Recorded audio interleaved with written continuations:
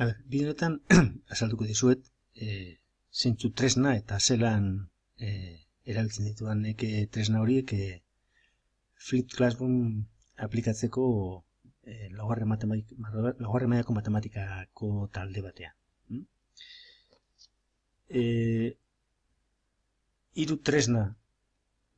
Bereziki hiru tresna hauek erabiltzen ditut, bideoak egiteaz aparte eta dana.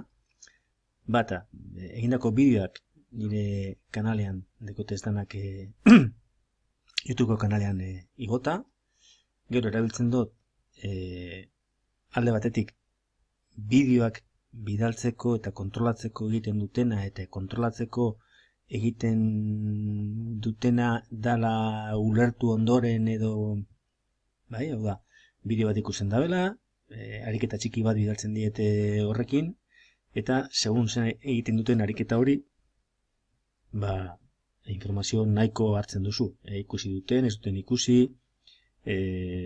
ulertu dutela ondo edo ez, en fin, partikularen egin dituztela ariketak eta ez dabela egin ariketa bideoan agertzen da moduan. Eta gero, dekot, material guztia site batean. Vale?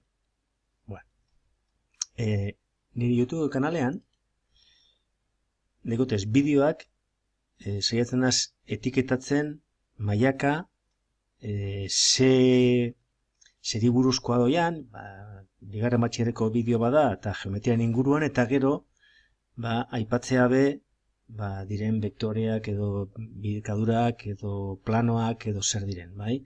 Bardin laugarren DBH-koa da, ekuazioa diren edo zer diren, pizkat nonok kanpotik nahi balin baditu topa, errez topatzeko bideoak.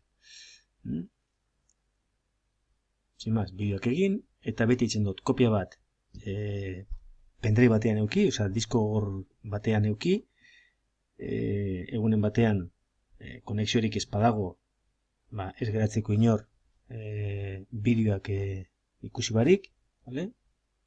Gero bai YouTuber egotzen dutez, hori? Eta gero, bebai, daude danak, ipinitan antolatuta hemen ja asignatura osoa site honetan, vale? Site honetan daude, alde batetik, programazioa, programazio laburra esan lehen, da, programazioen laburpen bat, gehien bat denboralizazioa zein dan, eta gero interesan zaiena da valorazioa, ebaluazioa zelan egingo dugun, gutxi gora bera. Vale?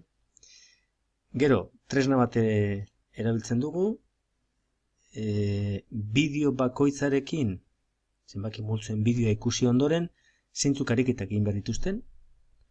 Hau izango zen normalean, gaur, gabaz, arratzaldean ikusi bat bideo hau, ariketa txikitsu bat, ametik ziurazki, bat A edo bat B edo bi A edo bi C izango zen egin beharko zutena, eta gero gelan, honen inguruko ariketak egin behar ziren, taldeka.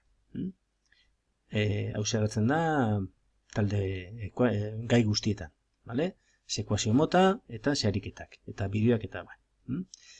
Bebai, anaia argitaratzea erabiltzen dugunez, eskaintzen digu, liburuaren barruan agertzen diren ariketa guztien ebazpenak eta hemen dago zintzilikatuta eurak ikusteko. Nik esaten diet, mobilean deskargatzeko momentuan ematen ari garen gaiaren ariketen ebazpenak, holan, edo zin momentutan izango dabe konsultatu, ea, egindako ariketa, ebazpena ondo dagoen edo ez. Bakarrik horretarako. Egun esku dago be, egitea kopiatzen. Baina ez da ikasiko. Eta gero bai, egiten ari garen azterketak, jartzen ditugu hemen. Eta, segun ze azterketa mota dan, eta pizkate eurak juteko trebatzen, ipitzen diete azterketa eredu batzuk. Ez gai guztietan eta ez beti, baina normalian bai. Eta gero hemen, dauz, gaiak eta atasak liburuan agertzen diren moduan, eta atasa bakoitzean agertzen den ze bideo ikusi behar dan eta zeintzuk ariketak egin behar diren. Hau da, kontrol horrian agertzen direnak hemen agertzen dira bebai. Vale? Beraz, leku askotan dauka informazioa. Hauxe paperean banatzen dugu, eta normalean kuadernoan barruan edukitzen dabe, eta juten dira eurak apuntatzen zeintzuk egin duten eta zeintzuk ez. Hau ez dabe asko erabiltzen, jake sartzen buruan komeni zaiela zuzentzea ariketak dituzten denean jakiteko ondo dagoen edo ez. Hori da, aurten behintzat borruka bat. Eta gero batzutan, batuten bat, ekuazioetan igual, batzutan daude ebatzita, a ber,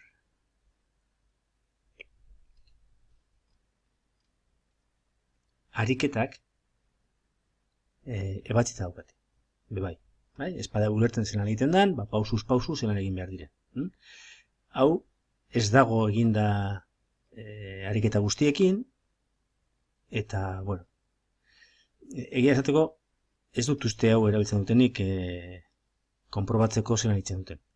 Pena bada, baina aurtengoko gelakuek, bueno, nahiago dabe bakarrik tareak etxean egin, bai, ikusi barreko bideoan nik bilatzen dutelako tarea baten barruan, eta gero gelan, taldeka egiten dituzte ariketak, bata besteari laguntzen, baina sait honetan agertzen dira zen materialak usteot gitxi erabiltzen dutela.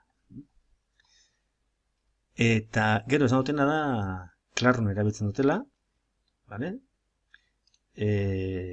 Imagen edo manegatzen duzuela, edo egia esateko dala oso errez manegatzen den tresna bat. Eta, adibidez, tareak bidaltzen ditugu, izaten da ondoko bideoa ikusi, eta ez dakiz horri aldeko ariketa baten ataltxo bat egin eta bidali. Edo, bebai, batzutan,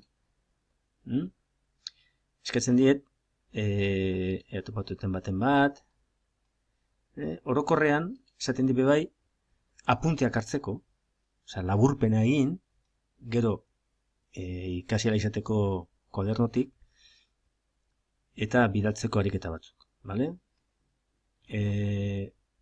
Ariketa horiek, nik baloratzen dutena dela, bakarrik, ea epe barruan entregatzen duten tarea. Ez ondo do txarto. Bakarrik da, eurekin behardeko lana, da ikustia bideoa, lantzea bideo etxean, apunteak hartu, eta gero ariketa konkretu pare bat edo bi egitea entregatzeko. Ez dut eskatzen ondo gotia, ze eskatuko baneban hori, ziurazki partikularrekoekin nengo zuten, edo etxian lagunduta edo, eta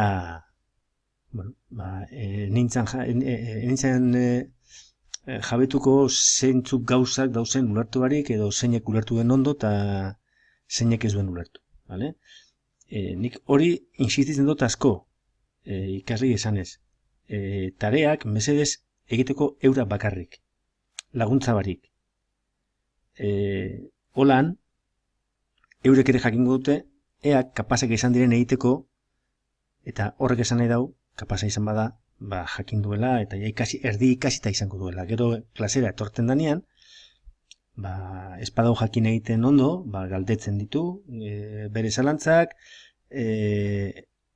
hor gelan gauden bi irakaslei, edo taldekidei. Saiatzen gara beti taldekideen artean konpontzen soluzio arazo guztia. Ez da beti hori egiten, baina da prozeso bat ikasi behar dutena, eta horretan gabiltza.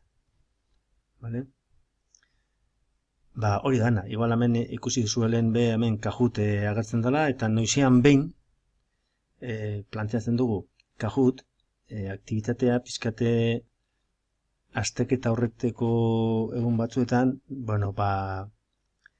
da tresna majo bat errepasoak egiteko.